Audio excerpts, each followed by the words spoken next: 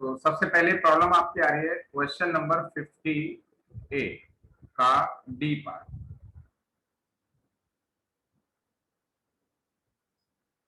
Bad debts हैं 4000 के, लेकिन वो लास्ट ईयर राइट ऑफ होते, उस बेड डेट से हमारा इस साल कोई मतलब नहीं है।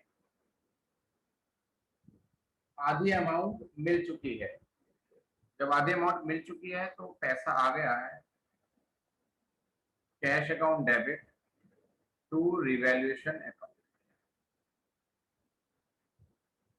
इसका बस यही ट्रीटमेंट होगा, उस 4000 का और बेड डेट्स का कुछ भी नहीं होगा, क्योंकि वो लास्ट ईयर के बेड डेट्स है, इस साल के नहीं। बोलो।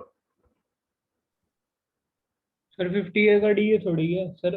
अब bill for 800 for expenses due has not been omitted, sir ये वाला है। मैंने पढ़ लिया ई। डी है a bill for 800 for expenses due has been omitted to be recorded. अच्छा, एक्सपेंसेस का हमारे पास एक बिल था, उसे हमने रिकॉर्ड नहीं करा। एक तरह से हमारी लायबिलिटी है, वो लायबिलिटी बढ़ेगी तो नुकसान होगा। Revaluation account debit to outstanding bill for repairs, ये लिखा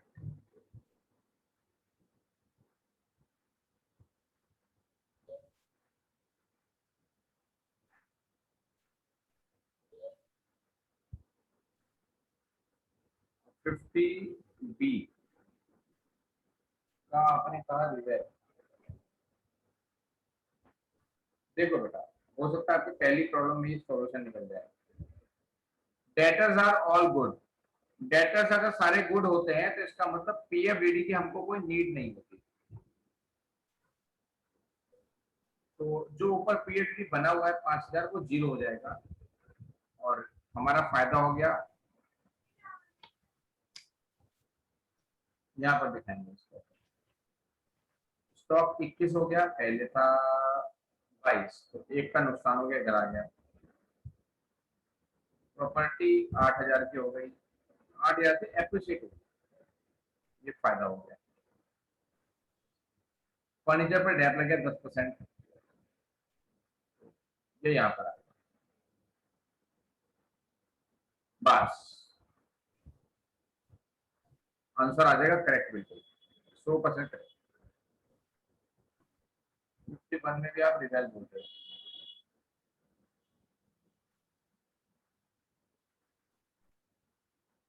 लैंड बिल्डिंग, अच्छा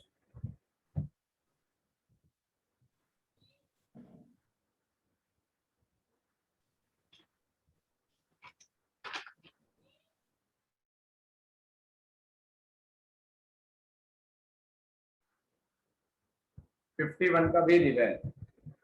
तो इसमें जो एडजस्टमेंट नंबर बी है, land building was found under valued. Found under valued का मतलब होता है कि जो बैलेंस शीट में वैल्यू है वो ऑलरेडी बहुत कम है, वो अंडर वैल्यू पाई गई है, यानी कि इसकी वैल्यू को बढ़ाना पड़ेगा। यानी कि बैलेंस शीट में जो इसकी वैल्यू है वो कम है, वो सही नहीं है। 3 लाख जो दे रखे वो कम है 26,000 से। तो बिल्डिंग की वैल्यू बढ़ेगी, लैंड एंड बिल्डिंग डेबिट हो जाएगा, टू रिवैल हो जाएगा 26,000, यानी कि रिवैल के बाई में आ जाएगा। चाहे एंट्री कर लो चाहे अकाउंट बना लो, बात तो सीधी सीधी है ना। पीएफडीडी बनना है 5%, डेटर्स का 5% अगर मैं बनाता हूँ तो 15,000 बनता है। 10 पहले बना हुआ है तो 5 और बनेगा, रिवेल debit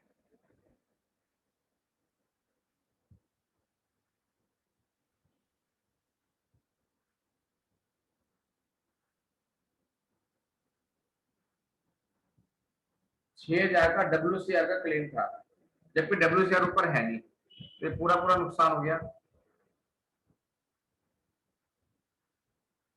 रिवेल debit to claim for WCR।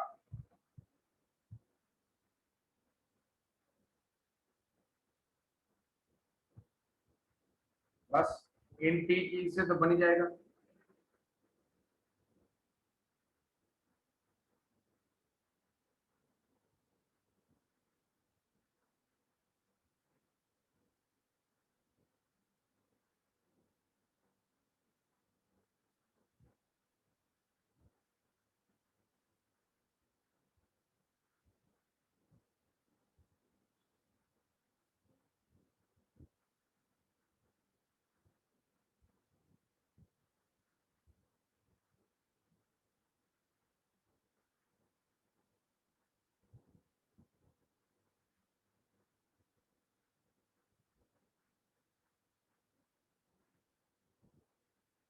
बताओ जय, हो जाएगा इससे?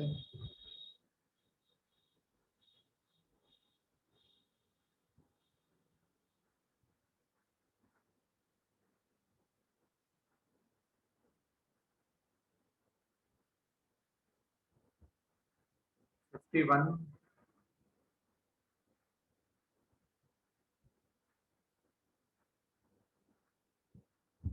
51 में आपने कहा मुझे आंसर मैच, 52 बार में देखेंगे। 51 में आंसर मैचिंग किसकी प्रॉब्लम है? अंशिका की है शायद प्रॉब्लम। अंशिका रेज हैंड बेटा।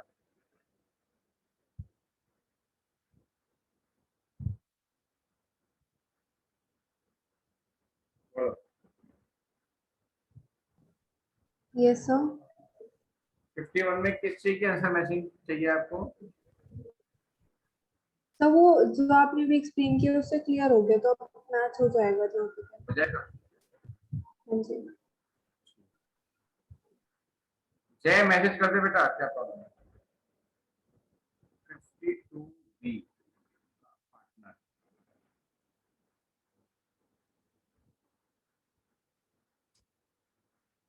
तो ये तो मैं आपको सॉल्यूशन भेज देता हूँ 52 बी का पार्टनर का।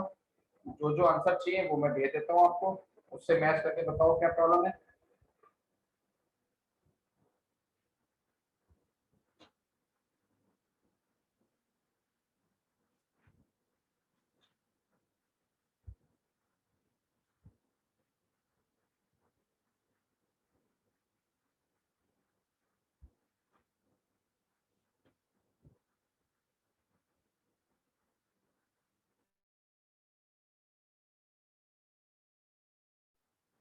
एक प्रॉब्लम आई बेटा, ये एक्सपीरियंस इंश्योरेंस नहीं होता, अनएक्सपायर्ड होगा। ढंग से पढ़ो।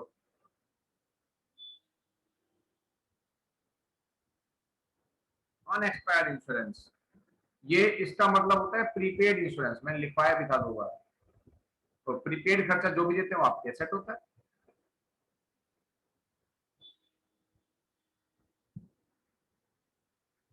और इलेक्शन 55 में फ्लक्चुएटिंग कैपिटल वाला 9 point election election I get question yesterday I think. कुछ क्वेश्चंस दिए थे, इलेक्शन प्रॉब्लम है।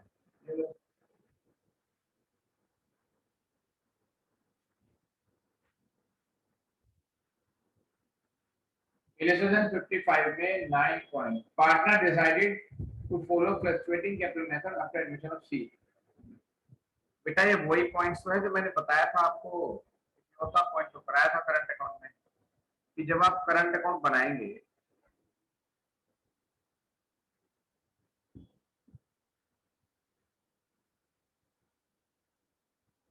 तो जो तीनों के बैलेंस सीडी आएंगे उनको बैलेंस सीडी ना लिखना, उनको लिखना टू कैपिटल अकाउंट।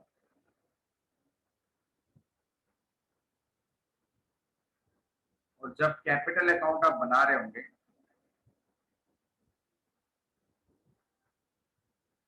तो ये तीनों कैपिटल अकाउंट बैलेंस इधर आ जाएंगे पार्टनर्स कैपिटल अकाउंट में बाय करंट अकाउंट।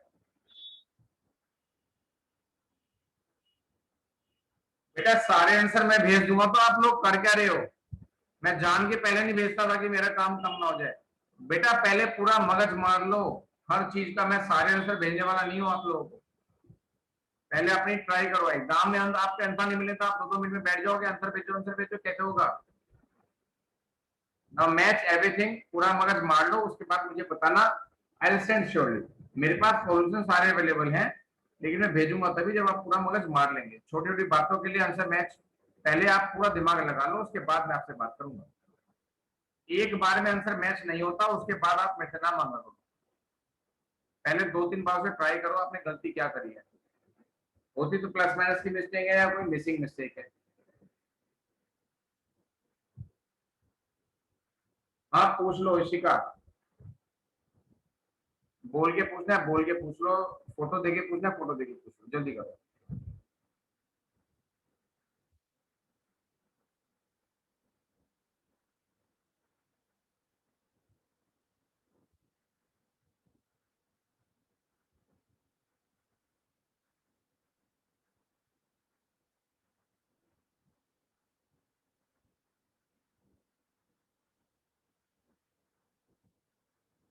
इशिका जल्दी भेजो बेटा।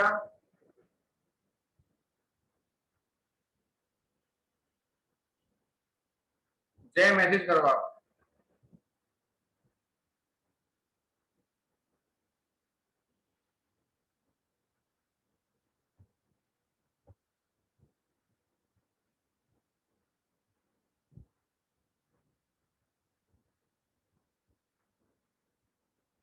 Four five seven eight.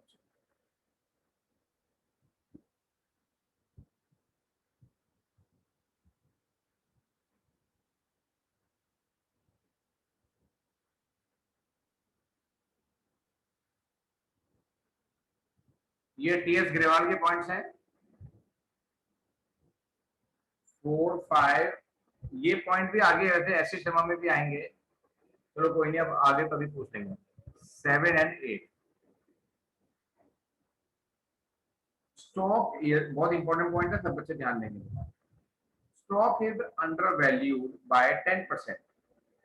यानी कि स्टॉक अभी जो बुक्स में दे रखा है बैलेंस शीट में वो 18,000 है, और हमारे हिसाब से ये अंडर वैल्यूड है, इसको बढ़ाना पड़ेगा। ये अपनी ओरिजिनल वैल्यू से 10% कम है। तो इसको सॉल्व कैसे करेंगे, पहले समझ लेना फिर नोट करना बेटा। Let original value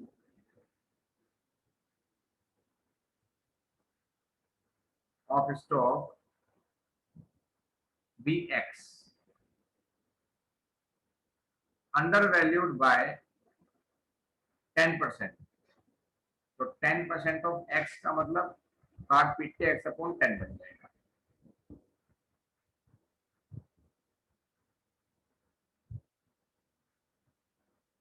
now valued यानी कि ओरिजिनल वैल्यू से वो 10% कम पर है, तो है कितना, 18,000 है। अब इस इक्वेशन को लेके हम आगे चलेंगे और x का आंसर निकालेंगे। x का आंसर आएगा 20,000। इसका मतलब स्टॉक की जो ओरिजिनल वैल्यू है वो 20 है, लेकिन बैलेंस शीट में शो हो रहा है वो 18,000। इसका मतलब 2,000 आपको स्टॉक बढ़ाना है। एंट्री बनेगी स्टॉक डेबिट टू रिवेल 2,000।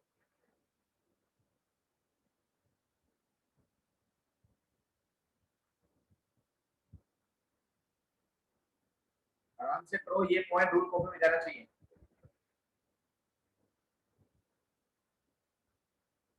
जो ये चारों पॉइंट पूछे गए हैं, ये चारों के चारों पॉइंट रूल कॉपी में जाएंगे। बुक वैल्यू का मतलब होता है बैलेंस शीट में जो वैल्यू दे रखी है वो 18,000 है, जबकि होनी चाहिए थी एक्स। एक्स कितना है, 20,000, लेकिन बैलेंस शीट में दिखा रखा है 18,000।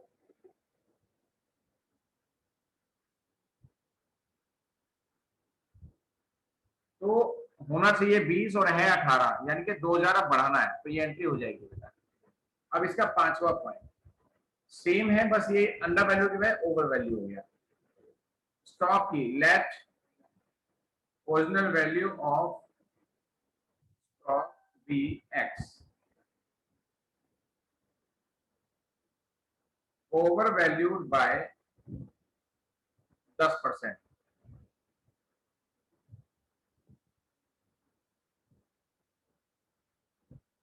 आज उसकी वैल्यू बैलेंस शीट में कितनी दिखाई जा रही है, गलती से था तो वो x, लेकिन वो x प्लस एक्स अपॉन 10 दिखाया जा रहा है, यानी कि वो 22,000 का दिखाया जा रहा है। तो सॉल्व करेंगे तो यहाँ पर भी x 20,000 आएगा, यानी कि स्टॉक की ओरिजिनल वैल्यू थी 20, लेकिन गलती से दिखाया जा रहा है 22 का। तो स्टॉक को कम करना है 2,000, एंट्री बनेगी रिवेल डेबिट टू स्टॉक 2,000, रिवर्स हो जाएगा। दोनों में से कुछ एक्स्ट्रा पूछना है तो हैंड रेज कर सकते हैं। इन दोनों पॉइंट में कुछ पूछना है तो हैंड रेज करो, इसके अलावा कुछ और पूछना है तो मैसेज करो।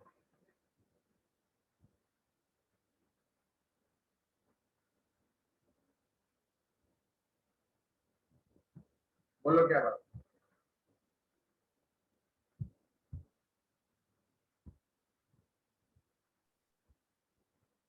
सर जो अभी आपने सर क्वेश्चन की सर फोटो भेज दी थी ना सर।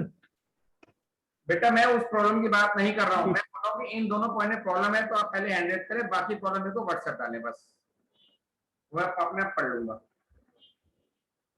ठीक। इन दो पॉइंट में अगर किसी को प्रॉब्लम है तो वो अभी हैंड रेज करेगा, उसके मैं मैसेज नहीं पढ़ रहा हूँ, मैसेज में पढ़ूंगा अभी अदर प्रॉब्लम पे, जो समझा रहा हूँ उसकी चीज को आप हाथों हाथ मैसेज हैंड रेज करेंगे बस। बोलो कशिश। सर अगर क्वेश्चन में होगा कि the stock to be reduced by 20% या फिर 10% तो क्या होगा? वो अलग है, वो तो घटाना है, सिंपल, वो तो आपका सिंपल लॉस हो गया। स्टॉक टू बी रिड्यूस इनके घटाना है। यहाँ पर है स्टॉक इज रिड्यूस का मतलब है stock is found under valued. ये अंडर वैल्यूड और रिड्यूस में फर्क होता है। इसका मतलब है कि जितनी वैल्यू उसकी होनी चाहिए थी उससे वो कम पे दिखाया जा रहा है। इसका मतलब है बढ़ाना है उसको। ओके सर, तो मतलब कहीं पे भी अगर अंडर वैल्यू होगा तो फिर हमें ये ऐसा ऐसे करना होगा। हाँ, मतलब लैंग्वेज का भी ध्यान रखना है। स्टॉक इज अंडर वैल्यूड का मतलब होता है कि जो बैलेंस शीट में स्टॉक है वो अंडर वैल्यूड है, यानी कि उसकी वैल्यू ज्यादा है लेकिन हमने दिखाया कम रखी है उसकी। पूरा मीनिंग। Okay sir.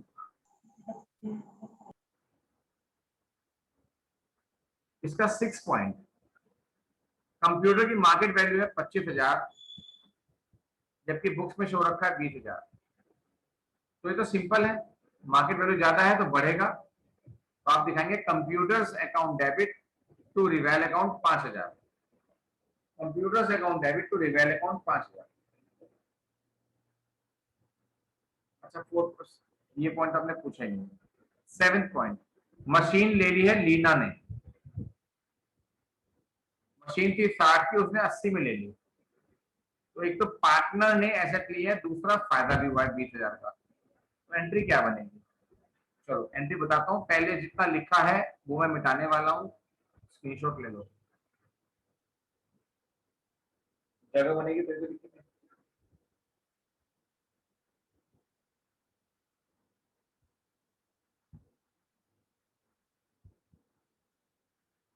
तो Leena, Leena's capital account debit, partner है ये, इसने 80 में ली है मशीन।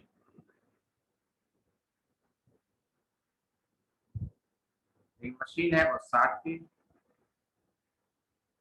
बाकी 20 का में रिवेल में फायदा हो गया।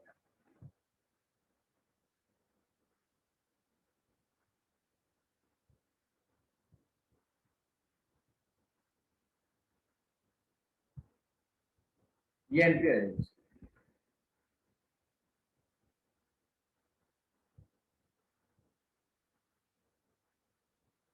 9th पॉइंट, जितना इंश्योरेंस प्रीमियम आपने पे किया है और पीएल में डेबिट भी हो चुका है, उसमें से 5,000 रुपए कैरी फॉरवर्ड करने हैं नेक्स्ट ईयर के लिए, यानी कि ये प्रीपेड हो गया। पे तो हमने इस साल कर दिया, लेकिन कैरी फॉरवर्ड वो नेक्स्ट ईयर के लिए करना है, यानी कि अगले साल का इंश्योरेंस प्रीमियम आपने अभी से पे कर दिया। इसे बोलते हैं प्रीपेड। ये हमारी एसेट होता है, prepaid insurance premium debit to revaluation.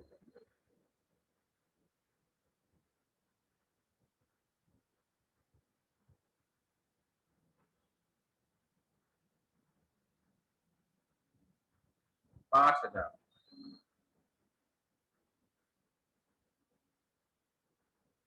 8 point, 1/3 of the machine, 1/3 of the machine is taken by Rohit ने 30 में ले ली और बैलेंस को रिवैल्यू किया गया। देखिए मशीन थी हमारी 72 की, तो उसकी दो एंट्री बनेगी बेटा। 72 का 1/3 तो अलग कर लो, यानी कि 24,000 वाला पोर्शन तो अलग कर लो, बचा हुआ 48,000 वाला पोर्शन अलग कर लो। 24 वाला कौन ले गया? रोहित ले गया 30 में। एंट्री बनेगी Rohit capital account debit 30, machinery थी 24 की और 6 जाकर रिवेल का फायदा हो गया।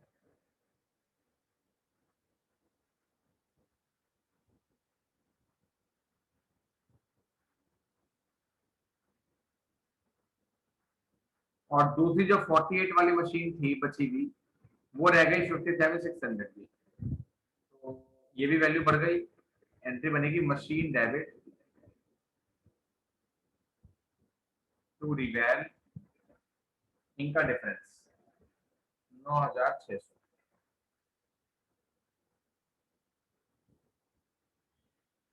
ये दो एंट्री बैठेंगी 8 पॉइंट की बेटा। सारे पॉइंट बहुत बढ़िया है, चारों पॉइंट बहुत बढ़िया है। सब बच्चों को चारों point with solution rule copy में नोट करने चाहिए।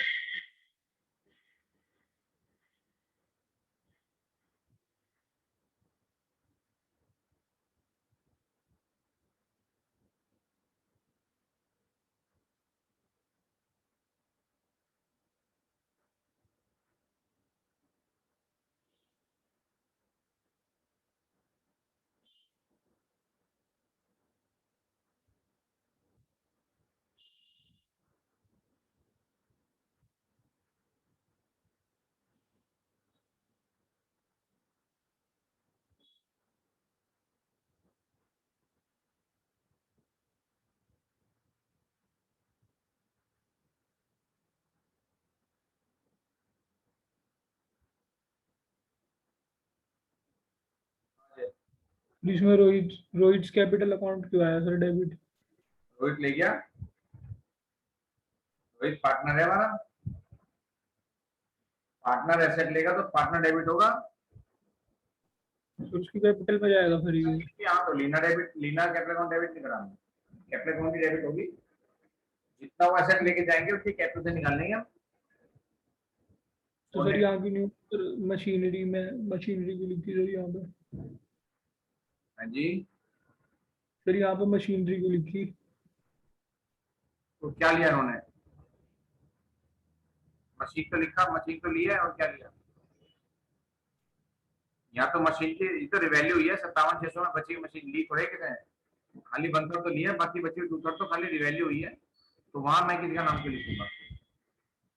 ठीक है। ये क्वेश्चन की स्क्रीनशॉट भी लो, बढ़िया क्वेश्चन है। तुमने जय ये क्या पूछा है पॉइंट्स की फोटो में, ये बताओ मुझे, मैं समझाता हूँ।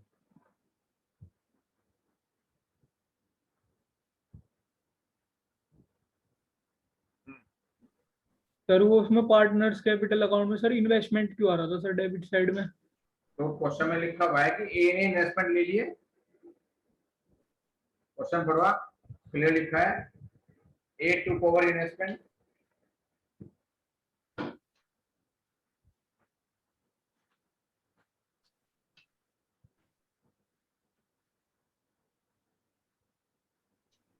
कहीं ना कहीं लिखा होगा जरूर।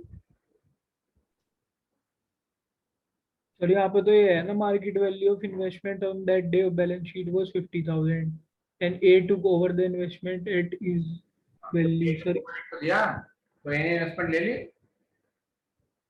ए ने इन्वेस्टमेंट ले ली, काम खत्म। कर क्या रही है? रोहित ने जब मशीन ली तो रोहित को डेबिट नहीं किया हमने, तो इसके कैपिटल अकाउंट के डेबिट पे जाएगा। हाँ सर, वो इससे पहले ऐसा पॉइंट आया नहीं था ना सर, तो इसलिए कंफ्यूजन हो गया। ये वही पॉइंट्स हैं। ठीक है।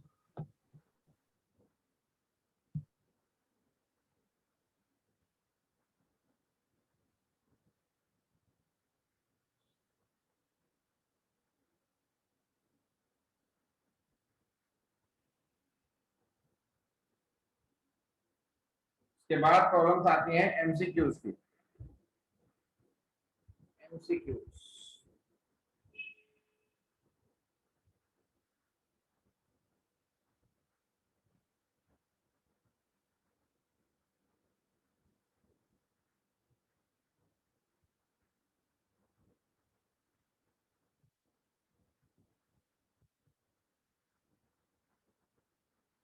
मैंने आपको लिंक भेजा था।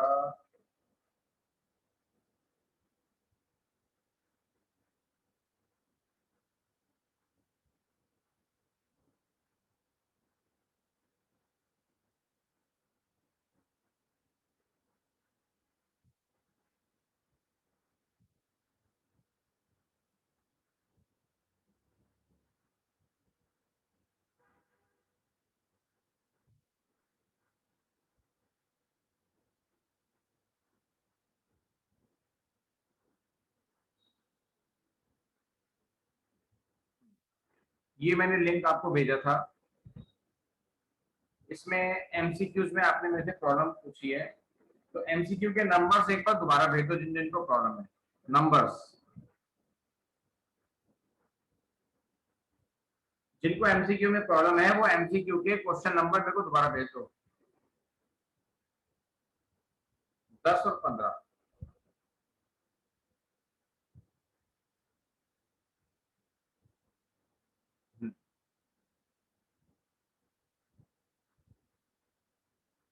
दस।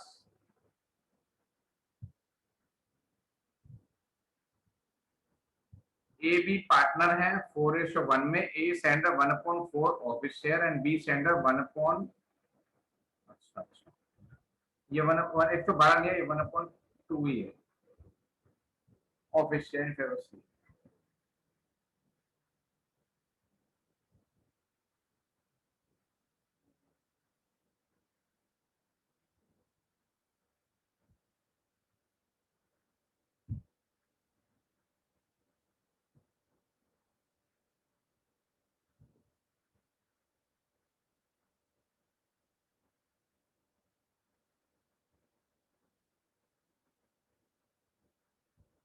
ये सेक्रीफाइस आ गए, उसके बाद आराम से न्यू निकल जाएगा।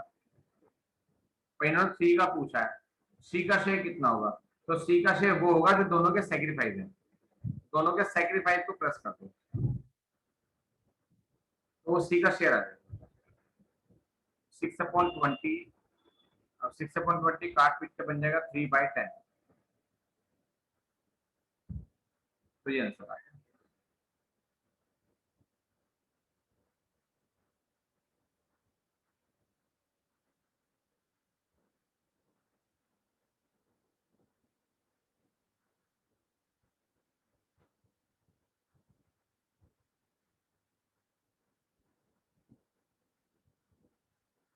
फिफ्टीन। एबीसीडी चार पार्टनर है, ये इनके रेशो है। ई आया 20% शेयर के लिए। ई का शेयर कितना है 20%। काट पीट के देखो तो 1/5। ई का शेयर कितना हो गया 1/5। और इन चारों का फ्यूचर रेशो ये रहा और न्यू रेशो पूछा है। बेटा जब ओल्ड पार्टनर्स का फ्यूचर रेशो दे रखा हो तो रिमेनिंग शेयर से शुरुआत करते हैं सोल्यूशन की। Remaining share 0 to 1 - 1/5 4/5। इस रिमेनिंग शेयर की मल्टीप्लाई इनके फ्यूचर रेशो में करनी है, न्यू शेयर आ जाएगा।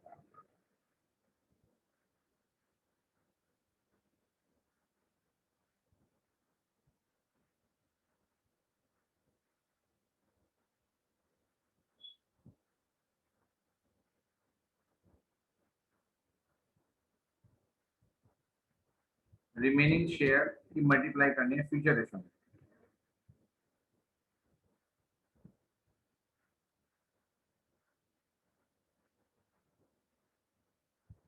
तो ये न्यू आ जाएगा सीधा, न्यू ही पूछा है बस, सीधा सीधा आंसर आ जाएगा, कोई सेक्रीफाइस निकालने की नीड नहीं है। और किसी का एमसीक्यू में कोई पॉइंट रह गया हो, क्योंकि मैं अभी इग्नोर कर दिया था एमसीक्यू। अब किसी का एमसीक्यू रहता है तो मतलब जल्दी से भेज दो मुझे। चलो एमसीक्यू भी दे दे, फिनिश करो, इनकी कॉलम भी इकट्ठे लेंगे फिर बाद में, ठीक है।